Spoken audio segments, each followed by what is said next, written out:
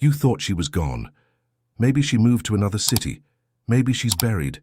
Maybe you've cut all contact for years, and yet she's still there, not just in memories, not in photos, but in your choices, your voice, your fears, your silence. Carl Jung warned us about this force, not the physical mother, but her echo, the part of her that became part of you. The unmet needs, the swallowed emotions, the shame that never belonged to you. Jung called this the mother complex, a psychic structure that governs your life until you dare to face it. And here's the painful truth. You will never fully heal until you confront the mother inside you. In this video, we'll go deeper than psychology, into myth, shadow, grief, and finally, freedom. Let's begin. She doesn't need to be present to control you.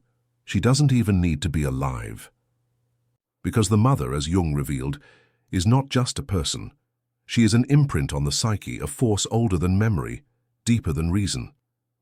In Jungian psychology, the mother is both nurturer and jailer, the one who gave life, and the one who unknowingly shaped how you feel about it. This is not about blame, it's about truth, and the truth is this: whether she held you too tightly or not at all. Whether she whispered criticism or swallowed her own voice, her wounds became yours, not just through behavior, but through inheritance, psychic inheritance. Jung called it the mother complex, a constellation of memories, myths, expectations, and energies that form your internal world. It governs how you love, how you trust, how you suffer, how you shrink, and most dangerously, how you abandon yourself to stay loyal to her image, even if you don't consciously think about her. She may still be scripting your story. That's because the mother you think you left behind still lives inside your choices, inside your relationships, inside the voice that tells you to stay quiet, stay small, stay safe. This video is not about turning against your mother. It's about turning toward yourself. It's about walking into the shadows she left behind and finding the pieces of you still hidden there because the child she once shaped is ready to become the adult she never could. Let's go there, together. The mother archetype and the inner prison. Carl Jung did not speak of the mother as merely a parent. He called her an archetype, a primordial, universal force embedded in the soul of every human being. A symbol that appears in mythology, in dreams, in the earth itself. She is both the womb and the tomb, the creator and the devourer. This is why healing the mother wound is never just personal. It is archetypal.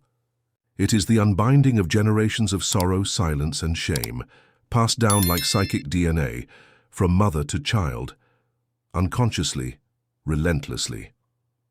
To Jung, the mother was a dual force. One face offers life, the other consumes it. And when we carry wounds from our actual mother, this archetype becomes distorted. Instead of being a symbol of nourishment, it becomes a prison of unmet needs and invisible guilt. You may believe you've moved on, but if you still fear rejection, if you sabotage love, if you carry shame for simply existing, then her image is still active inside you. This is not her fault. This is the reality of how psyche works. Jung warned that when we confuse the real mother with the archetypal mother, we lose ourselves in projection. We seek her in lovers, in friends, in mentors, only to repeat the wound over and over again. This is why so many people stay stuck, because they're not dealing with one woman's behavior. They're trapped inside an inner mythology. In dreams, this distorted mother appears as both angel and monster. In life, we see her reflected in every relationship that hurts, and most tragically, we live as if her unlived life is ours to carry. Jung once said, "Nothing has a stronger influence psychologically than the unlived life of the parent." What else? She couldn't feel, you learned to suppress. What she feared, you learned to avoid. What she never became, you felt obligated to become, and that's how you lost yourself. You began to live as her echo, her extension, her unfinished story. This is not love, it is psychic entanglement. True love is freedom. But the mother wound teaches you that love means merging, that to separate is betrayal, that to become yourself in is abandonment, and so you stay small, polite, helpful, invisible, not because you want to, but because deep inside, you fear what will happen if you finally step outside her shadow. This is the inner prison Jung described. A life ruled not by truth, but by unconscious loyalty. You may feel it as guilt when you try to say no, as anxiety when you shine too brightly, as shame when you express your truth. It's not a personality flaw, it's not who you are. It's a structure inside your psyche, built long before you had the power to question it. And unless you see it clearly, you will spend your entire life mistaking this prison for safety. But you are not here to be an echo. You are not here to carry sorrow that does not belong to you. You are here to become whole, to step beyond the archetype and into yourself.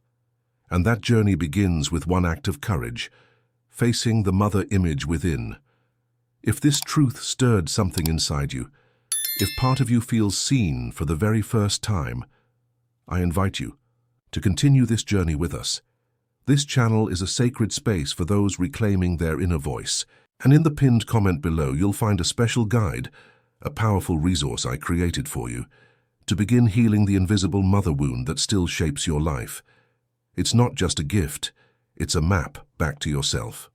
So subscribe, join this path of transformation, and allow yourself to finally become who you were always meant to be.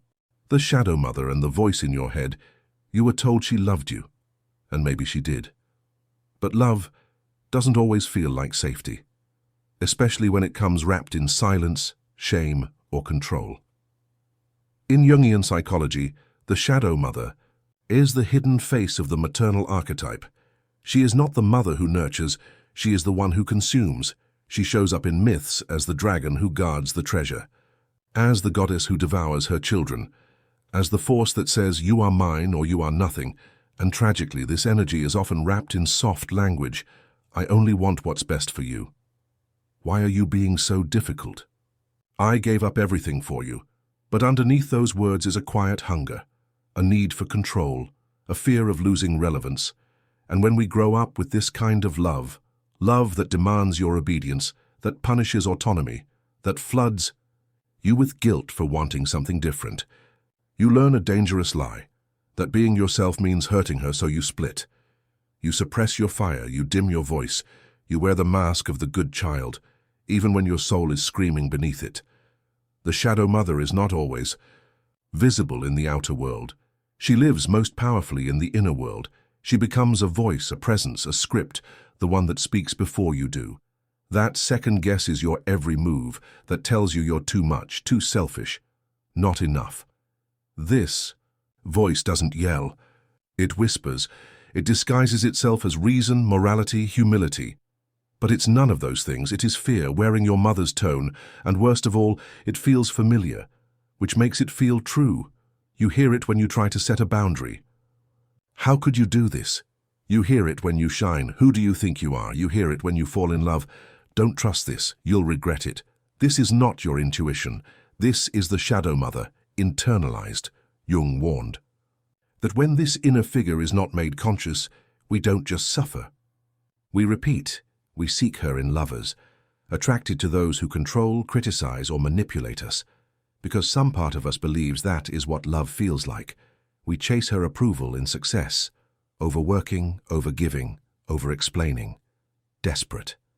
To prove we're finally worthy, we run from our own truth, because truth might upset her ghost. This isn't about hating her. It's about recognizing the structure she left behind and choosing to disarm it. Because here is the paradox Jung revealed. The shadow mother is not just a jailer. She is also a threshold. The fear she stirs, the doubt she triggers, the guilt she awakens, are not there to destroy you, they are there to initiate you. In every myth, the hero must confront the devouring mother, not to kill her so, but to reclaim what she guards, the gold of the self, your truth, your fire, your right to exist as you are. But to reach it, you must be willing to feel what you were never allowed to feel, the rage, the grief, the betrayal. This is not regression, this is liberation. Jung called this process active imagination. a sacred inner dialogue where you visualize the mother within. You speak to her. You let the abandoned child speak. You let her respond, not to win, but to witness, to bring light to the dark corners of your psyche, where her voice still holds power, because when you see her clearly, she begins to lose her grip, and the inner child, the one who froze in silence, begins to stand. This is not a gentle moment.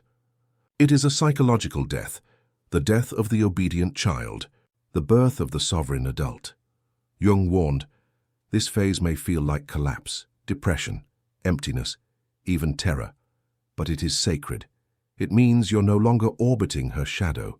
You're stepping into yourself. And as the shadow mother loses her throne, you begin to feel something unexpected. Your own voice, your own boundaries, your own fire, not borrowed, not reactive, yours. This is why the shadow mother is not your enemy. She is your initiation. She is the storm you walk through. To remember you were never broken, only buried, and now you rise. The act of separation and rebirth of the self. There comes a moment when staying small becomes more painful than taking the risk to grow.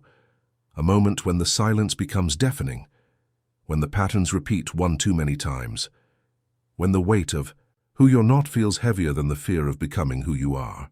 This is the moment Jung spoke of, the symbolic separation from the mother complex. And make no mistake, this is not rebellion. It's not disrespect. It's not abandonment. It is evolution. Because the mother complex doesn't only live in your memories, it lives in your instincts, in your reflexes, in your fear of standing alone. You may have walked away physically, but unless you've separated psychologically, you are still living in her orbit. Jung called this state psychic captivity, where the adult body walks through life, but the inner child still waits, to be seen, to be chosen, to be allowed, and so you hold back. You keep editing yourself. You defer, apologize, hesitate. You shrink, not because you want to, but because something inside still whispers, if I become too much, I'll lose love. If I separate, I'll be alone. If I change, I'll betray her. This is the inherited voice, the ancestral guilt. The fear that stepping into wholeness will mean leaving everything behind. But Jung taught, to individuate is not to reject the mother. It is to stop living through her, to stop defining yourself by what she lacked or what she needed or what she never became. This separation is a second birth. The first gave you life. This one gives you yourself. But birth is not gentle, it is messy, it requires mourning, not just for what was, but for what was never given. You grieve the childhood that never came, the safety that was never felt, the voice you silenced to survive, and in that grief, you begin to hear another voice, yours. It does not scream, it does not beg. It speaks with clarity, like water breaking through stone. This is when you know the spell is breaking. You no longer need to perform. You no longer chase rescue. You no longer offer your soul in exchange for a place at the table. You are building your own table now. This is rebirth. Not into perfection, but into sovereignty. You begin to parent yourself, to hold space for your own emotions, to speak to the frightened child within as a loving, protective, inner presence. You draw boundaries, not to hurt, but to heal. You choose relationships not to fill a wound, but to expand your truth. You begin to create again, not for approval, but because there is life inside you that can no longer stay silent. And slowly, something sacred unfolds. You stop seeking the mother outside. You become the one you needed. You hold yourself in ways she couldn't. You forgive yourself for what you didn't know. You begin to live, not in reaction to her story, but in service to your own. And in that space, you find compassion. Not because it's expected, not because you were told to, but because you've stopped needing her to change for you to be free. The archetype no longer owns you. The complex no longer drives you. You are no longer a reflection.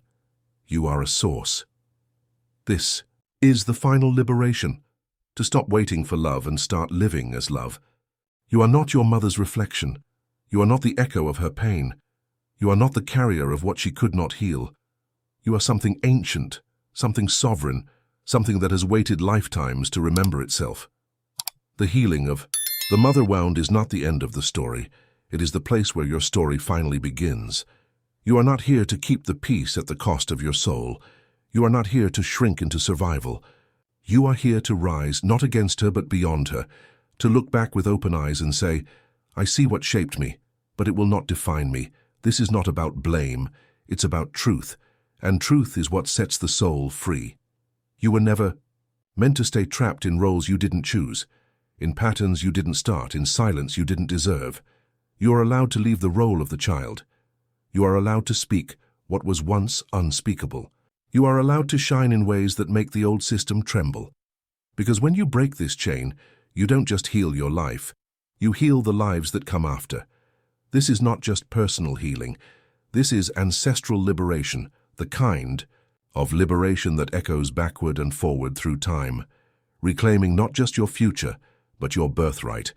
And it all begins when you choose to stop waiting for permission, when you decide that your voice, your truth, your path is enough. This is the end of the inheritance, and the beginning of your authorship.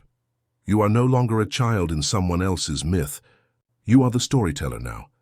If something in your soul stirred during this journey, then take the next step, not for me, but for you. In the pinned comment below, you'll find a free guide I created for this exact moment, to help you go deeper, reclaim what was lost and begin writing the story of your life with your own hand. And if this space felt like home to you, subscribe. There is more waiting here, more truth, more healing, and above all, more of you.